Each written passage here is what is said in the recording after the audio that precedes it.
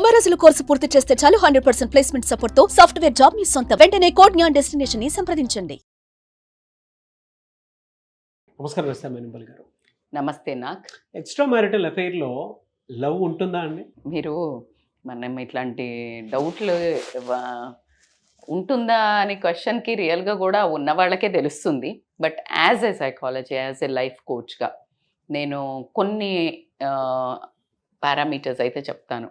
ఉంటుందా లేదా అంటే ఖచ్చితంగా ఎంతవరకు ఉంటుంది, అది రియలా కాదా, ఎంత దూరం వస్తుంది అనేది మాట్లాడుకుంటే ఎక్స్ట్రా మ్యారిటల్ అఫైర్ కరెక్టా కాదా అవన్నీ మనం జడ్జిమెంట్లు చేయట్లేదు. లేకపోతే మనం ఇవి చెప్తుంటే ఇంకొకళ్ళకి చెయ్యమని లీడ్ ఇవ్వట్లేదు. చేసేకునే వాళ్ళకి ఇదేమో చూసుకోండి, మీది రియల్గా దీన్ని మీరు ఇది అనుకుంటున్నారేమో, ఇది కావచ్చు, ఎంత దూరం వెళ్తుంది, what will be your end story అనే దానికి ఒక చిన్న స్టోరీ తీసుకెళ్తున్నాం. దాంట్లో మనకు సంబంధించి ఎవరైనా ఆ ప్రాబ్లమ్స్లో ఉండి ఉంటే, అమ్మాయి కానివ్వండి అబ్బాయి కానివ్వండి, సమస్యను ఎదుర్కొనే ధైర్యం ఉందా, సమస్య మనకు అవసరమా, సమస్య ఎంత దూరం వెళ్తుంది, అది సమస్య కాదా, ప్రేమనా అనే ఒక వాళ్ళల్లో వాళ్ళకి చాలా ఉంటుంది. దాన్ని కొంచెం మనం విడమరిచి క్వశ్చన్స్ వాళ్ళకు వాళ్ళు వేసుకునే వాటికి మనం కొన్ని ఆన్సర్స్ ఇవ్వడం జరుగుతుంది. So they will get an easy ఒక రెఫరెన్స్ అయితే దొరుకుతుందేమో అని ఆశ. ఎందుకంటే తెలుసో తెలియకో మనిషి అన్నాక కొన్ని డైరెక్షన్లోకి జర్నీ చేయటం జరుగుతుంది, రూట్ తెలియక. మరి ఆ డైరెక్షన్ ఎక్కడి వరకు వెళ్తుందో మనం ఒక నావిగేషన్ ఇస్తే వాళ్ళు ఒక ఉండాలా, ఇమీడియట్గా యూటర్న్ తీసుకోవాలా అనేది ఒక మంచి దారికి ఇది ఉపయోగపడాలని చేసే ఒక మంచి ఇంటెన్షనే. కానీ ఊరికే వీళ్ళు సంసారాలలో లేకపోతే రిలేషన్షిప్స్ అంటే ప్రస్తుతము ఏ ఫీల్డ్ తీసుకున్నా ఎక్కడ తీసుకున్నా నడిచే, మీరు ఒప్పుకున్నా ఒప్పుకోకపోయినా నడిచే వాస్తవమైన టాపిక్ కాబట్టికే be ready to face it, be ready to listen it. If you are not belong to this kind of content, ఎవరో ఒకళ్ళకి అవకాశము బాగుపడేది కరెక్షన్కి అంటే అవేర్నెస్ అయితే డెఫినెట్గా కావాల్సినటువంటి అవసరం ఉంది. ఎగ్జాక్ట్లీ రియాలిటీలోకి. ఎందుకు నేను ఇంత చెప్తున్నాను అంటే, కొంతమంది ఎప్పుడైనా కమెంట్ ఏం పనిలేదు అదా మీకు వేరే అట్లా మాట్లాడుతుంటారు. కానీ మనకు వచ్చి కొన్ని ఫీడ్బ్యాక్స్ దీనివల్ల నాకు బయట కంట్రీ నుంచి కానీ ఎక్కువ కౌన్సిలింగ్లకి ఇవే వచ్చారు. నో దే హ్యావ్ కమ్ కౌన్సిలింగ్లకు. 100 మంది 100 రకాలుగా మాట్లాడుకున్న ప్రపంచంలో ఈ సమస్య లేదు అని చెప్పడానికి లేదు, లేదు కాబట్టి ఇంకొకరికి లేదని చెప్పుకోవడానికి లేదు. సమస్య ప్రతి చోట ప్రతి ఒక్కరికి ఉంటుంది. బట్ వాళ్ళ స్థాయిని బట్టి, వాళ్ళ ఆలోచన స్థితిని బట్టి, వాళ్ళ లగ్జరీని బట్టి, వాళ్ళ ఫైనాన్షియల్ స్టేటస్ని బట్టి, అండ్ వాళ్ళ రిలేషన్షిప్ మెయింటైన్ చేసే స్థాయిని బట్టి ఉంటుంది. దాన్ని ఎలా హ్యాండిల్ చేయాలో అనే మనం ఒక చిన్న light over this issue. This is a very emotional and sentimental, మనస్సుకు సంబంధించిన ఇష్యూసే. పైత్యానికి పోయి పెట్టుకునే వాళ్ళు వేరే, అది పక్కకు పెడదాం మనము. సో మీరు అడిగిన క్వశ్చన్ ఏంటి, ఈ లవ్ ఉంటుందా, ఇది ఎట్లా వెళ్తుంది. సో మనం పార్ట్ 2 కూడా అనుకున్నాం కాబట్టి ఇంకా కొంచెం డీటెయిల్డ్ డిస్కషన్ అవుతోంది. So here it is a part 2 for you. So ఏంటి అంటే, ఫస్ట్ అసలు ఈ మన ఇల్లీగల్ అఫైర్స్ అనే దాంట్లో రొమాంటిక్ లవ్ అనేది ఒకటి ఉంటుంది. లవ్లో ఎన్ని వెరైటీసో మనం ఇప్పుడు చూడొచ్చు. అసలు ఎందుకు ఈ ఎఫైర్ పెట్టుకోవడానికి రీజన్ అన్నప్పుడు, కొంతమందిని చూడంగానే వీళ్ళకి ఎక్కడో ఒక ఊహా సుందరో గ్రీకు వీరుడో ఉంటాడు మైండ్లో. నాట్ ఓన్లీ ఫిజికల్ అపియరెన్స్, క్వాలిటీగా, ఆ బబ్లీనెస్సా, ద డేరింగ్ ఆల్ఫా మెల్సా, రాధికా జాతి స్త్రీలా, ఏదో ఒకటి వెలితి ఇద్దరి జీవితాలలో ఉండటము, ఏదో ఒకటి ఉండి ఇంకొకళ్ళకి బాడీ కనెక్షన్ వైబ్స్ క్రియేట్ అయితే ఒకళ్ళని చూడంగానే. Sir this romantic love is totally ఆ ఇండివిజువల్స్ ఇద్దరికి ఎలా అంటే మోస్ట్లీ మోహం, అట్రాక్షన్, అంటే లైక్ ఎప్పుడెప్పుడు తహతహ డిజైర్ ఉంటుంది కదా, లైక్ ఫిజికల్ నీడ్ కోసం ఎక్కువగా ఆ లవ్ ఎక్కువ ఉండటం జరుగుతుంది. దిస్ మోస్ట్లీ కొంచెం నేను ఏజ్ గ్రూప్ కూడా చెప్పలేకపోతున్నానులేండి ఇప్పుడు, ఎందుకంటే ఇప్పుడు every age group is romantic. So I can't consider like youngsters అని కూడా నేను చెప్పలేను. బట్ రొమాంటిక్ లవ్ అనేది అయితే ఉండటం జరుగుతుంది. When you go for FIR, the first constraint, because the bad, నేను అస్సలు జెండర్ డిస్క్రిమినేషన్ ఉండదు నా దగ్గర రియల్లీ, బట్ స్టిల్ నేను చెప్తున్నాను, జనరల్గా అబ్బాయి ఫస్ట్ కోరుకునేది ఫిజికల్, అమ్మాయి కోరుకునేది ప్రేమ. సో ఈ ప్రేమ కావాలి అంటే ఈమె కూడా ఫస్ట్ ఫిజికల్ అవ్వాల్సి వస్తుంది. సో కాబట్టికి ఇందులో romantic love mostly that vibes is between the physical needs. ఫిజికల్గా వాళ్ళకి ఎప్పుడెప్పుడు కలవాలా అని ఆ తహతహ. సో అంటే ఇట్లా కూర్చొని లైక్ వాళ్ళకి అందరు ఉన్నారని కూడా చూడకుండా చేతులు పట్టుకుంటూ ఉంటారు. Even that is an office, ఇద్దరు మ్యారీడ్ అయినాక ఎఫ్ఐఆర్ పెట్టుకున్నా కూడా they can't resist there feelings. That is మరి మీరు లవ్ అంటారా, దాన్ని కామం అంటారా, లేకపోతే మోహం అంటారా, అది మీ నాలెడ్జ్. వ్యామోహం అంటారా, అది వేరు. బట్ అది ఉంటుంది lust, love, that is called love అని వాళ్ళు అనుకుంటుంటారు. నువ్వంటే నాకు ఇష్టం, అందుకే నిన్ను నిన్ను పట్టుకోలేకుండా ఉండలేను, నేను ఎప్పుడెప్పుడు కలవాలి. They consider that as a romantic love. రెండో వర్గం ఏంటంటే కంపానియన్ లవ్ అంటాం. కంపానియన్ లవ్ అని అంటే ఏంటంటే బేసికల్గా వీళ్ళకి ఒక అంటే ఇప్పుడు they want one company emotions share చేసుకోవడానికి కానివ్వండి, లేకపోతే వాళ్ళ ఒక ఫీలింగ్స్ ఏదైనా, ఈ ఫిజికల్ ఫీలింగ్స్ ఏదైనా ఉంటే అది షేర్ చేసుకొని కానివ్వండి, లేకపోతే సపోర్ట్గా నిలబడతారు. అంటే నేను నీకు ఒక కంపెనీ, అంటే మంచి కంపెనీగా ఒక వీళ్ళతో ఉంటే ఆహ్లాదకరంగా ఉంటుందిరా, అబ్బా ఇలా కూర్చొని కబుర్లు చెప్పుకోవచ్చు. ఫ్రెండ్షిప్ విత్ బెనిఫిట్స్, ఇది ఇప్పుడు ట్రెండింగ్ లాంగ్వేజ్, ఇది ఫ్రెండ్షిప్ విత్ బెనిఫిట్స్. సో దీన్ని ఏమంటారు అని అంటే companion love, because they both loves each other company in all means, physical, emotional, monetary. So ఈ support they will take from each other. Maybe one need one thing, ఒకళ్ళకి ఒకటి అవసరం ఉండొచ్చు, ఇంకొకళ్ళకి ఇంకొకటి అవసరం వస్తుంది. As you said, friendship with benefits. So దీంట్లో ఆటోమేటిక్గా ఈ షేరింగ్, కేరింగ్ వచ్చినప్పుడు లవ్ అనేది వస్తుంది. That is called companion love. So ఇప్పుడు ఒక డబ్బా తీసుకెళ్ళి మనం రోజు బాక్స్ షేర్ చేసుకొని తింటే ప్రేమ వస్తుందా లేదా? అంత చిన్న డబ్బా తీసుకుపోయి స్కూల్లో షేర్ చేసుకొని ఫుడ్ తింటేనే ఫ్రెండ్స్ మధ్యలో వచ్చినప్పుడు, when you share this kind of all 3 kinds of thing, ఖచ్చితంగా ఒక కైండ్ ఆఫ్ లవ్ అనేది అయితే, ఇష్టం అనేది, మనము ఇష్టము అనేది పెరగటం జరుగుతుంది. దాన్ని ప్రేమ అని చాలా డీప్ వర్డ్ నేను చెప్పను, కానీ ఒకళ్ళ మీద ఒకళ్ళకి ఇష్టము, దాన్నే ప్రేమ అనుకోవడం జరుగుతుంది. ఎందుకంటే ఒకళ్ళ కోసం ఒకళ్ళు చేసుకుంటున్నారు కదా పనులు. థర్డ్ కమ్స్ టు ఈ కంపానియన్ లవ్. తర్వాత మీరు ఇందాక ఫ్రెండ్షిప్ విత్ బెనిఫిట్స్ అన్నారు కదా, ఇప్పుడు నేను చెప్పబోయేది కండిషనల్ లవ్. దీన్ని ఈ మధ్య వాడేదాన్ని ఏంటంటే సిచ్యుయేషన్షిప్ అంటున్నారు. సిచ్యుయేషన్షిప్ అంటే సిచ్యుయేషన్షిప్, ఈ సిచ్యుయేషన్లా నువ్వు ఈడి వరకే ఉండాలా. కండిషనల్ లవ్, నువ్వు మళ్ళీ మీ ఆవిడ దగ్గరికి పోయినావు, నువ్వు మీ ఆవిడతో ఉండొద్దు, లేకపోతే మీ ఆవిడకి ఏం కొనియొద్దు, నువ్వు నాతో మొత్తం ఉండాలి, ఇలాంటి ఎకసెకలు ఉండొద్దు. లేదు అంటే హస్బెండ్ వైఫ్ అయితే కూడా నువ్వు రమ్మన్నప్పుడు నేను రాలేను, లేకపోతే ఇట్లా ఉంటుంది ఇట్లా ఉంటుంది. So they will have their borders. Conditional love, ఈ కండిషన్స్లో ఇలా మన ఇద్దరం ఉంటాము, ఎంతవరకు ఉంటాము ఏంటిది అనేది తెలియదు, ఇది లాంగ్ టర్మ్ ఉంటుందో లేదో తెలియదు, ఇప్పుడు ఉన్నంత వరకు ఈ సిచ్యుయేషన్లో మన ఇద్దరం ఒకరికొకరు ఉంటున్నామని కండిషనల్ లవ్. అండ్ ఇంకొకటి ఏంటంటే ఇక్కడ నుంచి కొంచెము ఇంకొక వెరైటీ ఉంటుంది. So risk and excitement love అంటారు. దీంట్లో ఏంటి అంటే బేసికల్గా ఎవరికైతే ఏ ఏజ్ తీసుకోండి, if you have another affair with opposite gender, ఆటోమేటిక్గా ఉత్సాహం ఎట్లుంటుంది, బ్లడ్ ఉరకలేస్తుంది. అందుకే అంటారు కదా 60 ఏళ్ళకి కూడా ఫామ్లోకి వస్తారు అని అంటుంటారు, అవునా? సో ఆ ఉరకలేదు, ఇదే ముసలోళ్ళకి కూడా దసరా. ప్రకృతి అండి, ప్రకృతి. అంటే నేచర్లో మనము కొన్నిసార్లు కొన్ని ప్లేసెస్కి వెళ్ళినప్పుడు, ఇప్పుడు టెంపుల్లోకి వెళ్తే మానసిక ప్రశాంతత వస్తుంది, లేదా ప్లెజెంట్గా ఉన్న ఒక ఎత్తైన కొండల దగ్గరికి వెళ్తే నేచర్తో ఒకలాంటి కనెక్టివిటీ దొరుకుతూ ఉంటుంది. మదర్ దగ్గరికి వెళ్ళినప్పుడు ఒకలాంటి కనెక్టివిటీ దొరుకుతుంది, ఫాదర్ దగ్గరతో కూర్చొని మాట్లాడేటప్పుడు ఒకలాంటి కనెక్టివిటీ ఉంటుంది.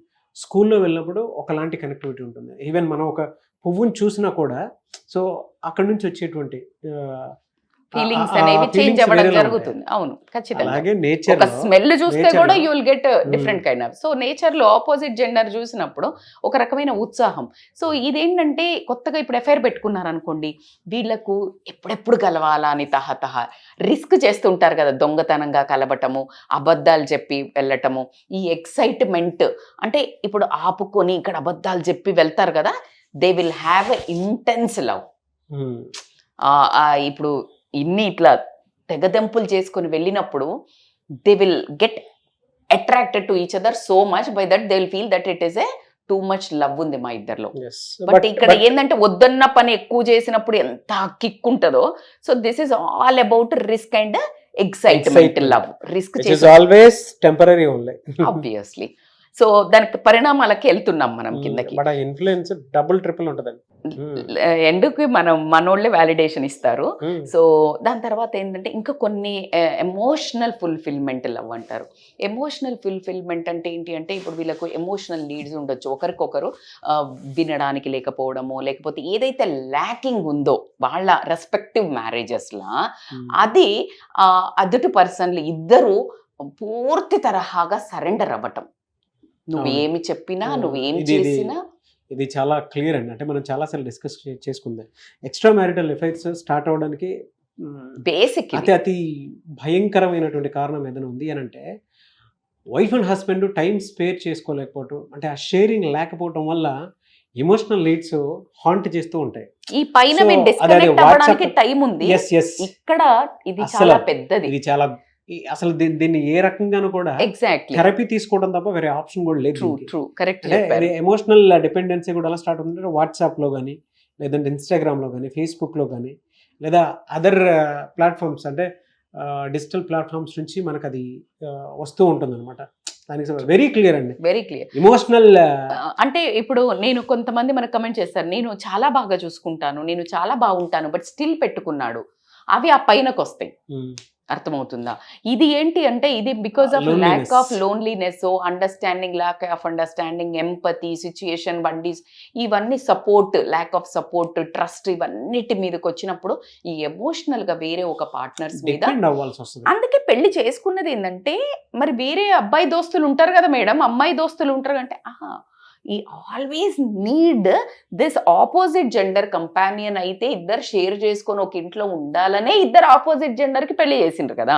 So as it is they will search for the opposite which is missing in the relation, ఈ ఆపోజిట్ జెండర్ వాళ్ళను.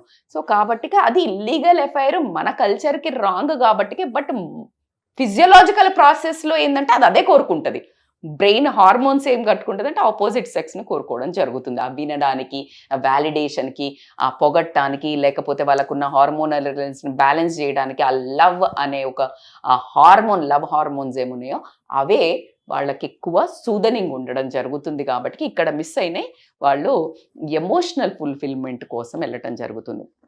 అట్లాగే ఈ ఎమోషనల్ ఫుల్ఫిల్మెంట్ ఒకవైపు అవుతున్నప్పుడు మీకు ఇందాక నేను చెప్పినట్టు రిస్క్ ఎంతైతే చేస్తారో అన్నిటికంటే ఇంపార్టెంట్ ఏంటంటే వీళ్ళు ఎస్కేప్ అవుతుంటారు రియాలిటీ నుంచి. ఏంటంటే ఇంటికి పోగానే ఫర్ ఎగ్జాంపుల్ భార్య నష్టపెడుతుంది, అందుకని ఇంకొక ఎఫ్ఐఆర్ పెట్టుకున్నారు.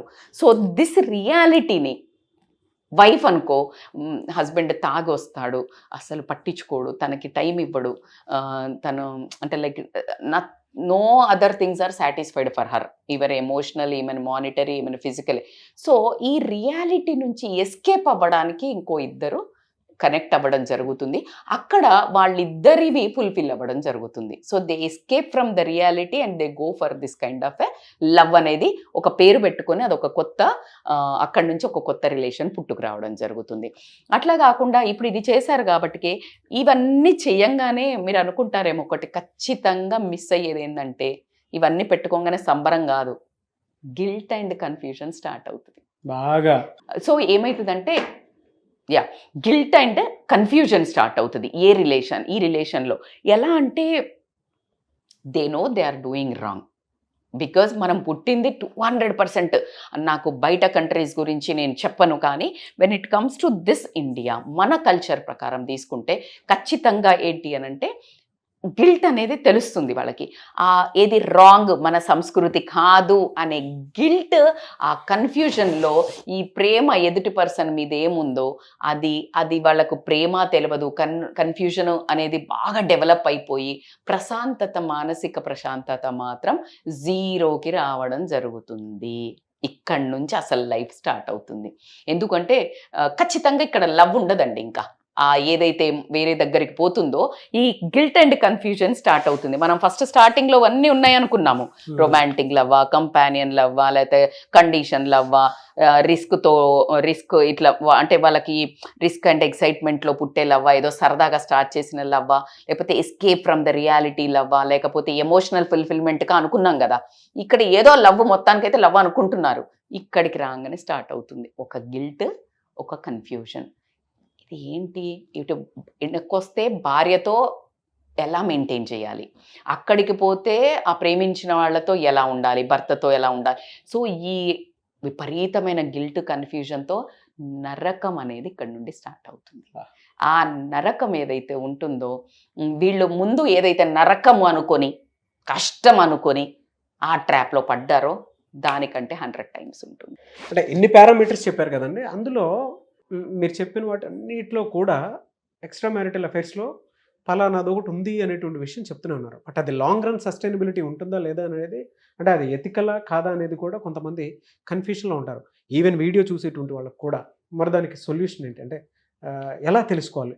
బేసికల్గా ఒకటి మీరు అన్నట్టు కన్ఫ్యూజన్ క్రియేట్ అయిందంటేనే మీరు ఒకసారి ఆలోచించుకోవాల్సిన విషయం, లాంగ్ టర్మ్ సస్టైనబిలిటీ ఉన్నదా లేదా అనేది, లేకపోతే అది అసలు వ్యాలిడేషనా కాదా, ఇది ఎథికలా మేడం కాదు అని అనేది అది ఒకరు చెప్పేది కాదు, ఎవరి ఎథిక్స్కి వాళ్ళకు వదిలేది. కానీ అది చాలా దూరం వెళ్ళింది. ఏ రీజన్స్ వల్ల అసలు మీరు వెళ్ళారు, ఏ రీజన్స్ వల్ల అది పెట్టుకున్నారు, అసలు నిజంగా దీన్ని తీసుకెళ్లాలా ముందుకి అనే కన్ఫ్యూజన్స్ అయితే ఖచ్చితంగా ఈ ఉన్న నడి సముద్రంలో ఉన్న వాళ్లకు మాత్రము నావలాగా ఉపయోగపడాలంటే ఫస్ట్ ఆఫ్ ఆల్ కమెంట్ చేయండి. ఆ కమెంట్ మీద మళ్ళీ మనం సొల్యూషన్ ఓరియంటెడ్గా ఇస్తాం. లేదు మా పర్సనల్ సిచ్యుయేషన్ చాలా పీకల్లోతుగా వచ్చేసింది, ఇది ఎటు తీసుకెళ్లాలో అర్థం కాని నావలో ఉన్నాను, నేను కన్ఫ్యూజన్లో ఉన్నాను అనుకునేవాళ్ళు they can contact us online or offline consultations. Already వస్తున్నారు అండ్ వీఆర్ అంటే personally they are like satisfied with the solutions. ఒక రేంజ్ తర్వాత టఫ్ డెసిషన్స్ తీసుకోవడం చాలా కష్టమవుతుంది నాకు. For that we need rather going to judges or కోర్టులు spoil చేసుకునే జీవితాలు, అంత పెద్ద డెసిషన్ తీసుకునే ముందు ఒక చిన్న దింపుడు గల్లం అంటారు తెలుసా నీకు? దింపుడు గల్లం అంటే ఏంటంటే చనిపోయాక మనిషిని ఎత్తుకొని వెళ్తూ ఉంటారు, వెళ్ళి అసలు కట్టిన దాని మీద పడుకోబెట్టే ముందు ఒకసారి ఇక్కడ కింద దించుతారు. ఆ కింద దించితే ఏమర్థం తెలుసా, ఒకవేళ బ్రతికేమన్నా లేసొస్తాడా అని కొన్ని స్టోరీస్ ఉన్నాయి, ఈ బ్రతికి లేసొస్తాడా మనిషి అని. సో అలాగా మీరు డైరెక్ట్గా కొట్లాడేసుకొని జీవితాలు ఆగం చేసుకునే లోపు ఒక్కసారి దింపుడు గల్లంలాగా మన దగ్గర స్టాప్ అయినో, it is a very emotional very serious example చెప్పిన. అలాంటి వాళ్ళు if they stop one solution మన దగ్గర ఒకవేళ కౌన్సిలింగ్కి కనుక they can call on scrolling number, I think they will get a perfect solution. True అండి. అంటే మీరు చెప్పినటువంటి ఎగ్జాంపుల్ ఏదైతే ఉందో, ప్రతి మనిషి ఆలోచనలో హాంట్ చేసి బతకాలా చావాలా అనేటువంటి దానికి తీసుకెళ్లేటువంటి పరిస్థితి. ఉండాలా వదిలేయాలా, ఇది రియలా కాదా, so but they need counselling, there is no doubt. So మీరు కనుక ఆ ఆలోచనలో ఉండేటువంటి వాళ్ళు ఎవరైతే ఉంటారో, నిజంగా మేము నిజమైన ప్రేమలో ఉన్నామో, ఇంకో దాంట్లో ఉన్నాం అంటే కింద కామెంట్ బాక్స్లో పోస్ట్ చేస్తే దాని మీద మేము సొల్యూషన్ వీడియో చేయడం జరుగుతుంది. బట్ ఇలాంటి సందిగ్ధంలో ఉన్నప్పుడు మాత్రం మీరు డెఫినెట్గా రస్తా మైనంపల్లి గారితో ఒకసారి అప్రోచ్ అయ్యి అండ్ కౌన్సిలింగ్ కోసం అని చెప్పేసి కాల్ చేయాలి అనుకునేటువంటి వాళ్ళు స్క్రీన్ మీద కనిపిస్తున్న మరి కాల్ ఆర్ మెసేజ్ వాట్సాప్ చేసి ఎన్రోల్ చేసుకోవచ్చు. లేదు అని అంటే మిస్టర్ నాగ్ అఫీషియల్ 1 అనే ఇన్స్టాగ్రామ్ ఐడి ఉంది, దానికి మీరు పర్సనల్ మెసేజ్ పెట్టినా కూడా నేను రస్తా మైనంపల్లి గారి టీమ్కి ఫార్వర్డ్ చేస్తాను. ఆ విధంగా సరే మీరు అప్రోచ్ అవ్వచ్చు. అండ్ ఈ వీడియో లైక్ చేయండి, షేర్ మాత్రం తప్పకుండా చేయండి. ఇలాంటి మరిన్ని వీడియోస్ కోసం మా ఛానల్ ఫాలో అవ్వండి. థ్యాంక్ యూ సో మచ్ రస్తా మైనంపల్లి గారు. Thank you Nag. సుమన్ టీవీలో మీ పర్సనల్ అండ్ బిజినెస్ ప్రమోషన్స్ కోసం కింది నెంబర్కి కాంటాక్ట్ చేయండి.